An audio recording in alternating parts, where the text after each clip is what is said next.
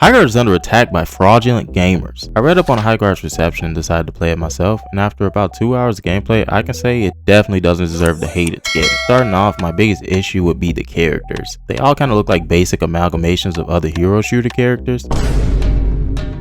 There's no real personality coming from, and that kind of takes me out of the game. With this, I will give them the pass because I'll say it is pretty early on it, and it's a free-to-play game. So maybe down the line they'll establish some story for the characters, or maybe even give them a physical overhaul that kind of makes them them. Right now, there's nothing really for you to attach to with these characters.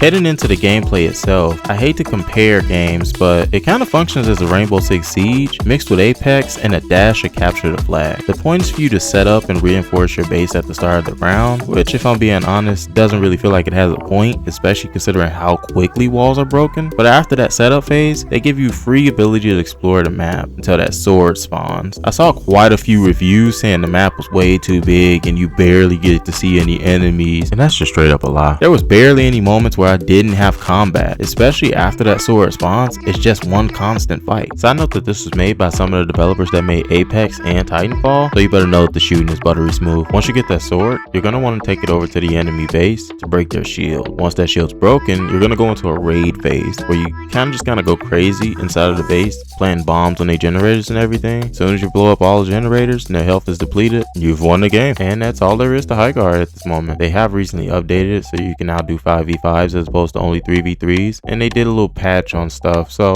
hopefully that's a good marker toward the next steps that it's going to take. Overall, I'd say the game deserves probably a 6 out of 10. It's pretty nice looking game. It's not mind-blowingly beautiful, but it's okay. The combat and controls work well. I even kind of like the horse feature. It's not something where I'm like, oh, this is game changing, but it's some type of small little marker that differentiates it from the crowd, even if slightly. The map is decently sized. I'd say probably way overblown in those reviews, but to be honest, most of the people who did those reviews are typically just trying to follow the crowd and not even have played the game for the most part. A lot of them were just only 0.2 of an hour or so, not even a full hour worth of gameplay before they made a comment on it. So just give it a try. It's free to play anyway. What do you got to lose? People not giving it a try is exactly why.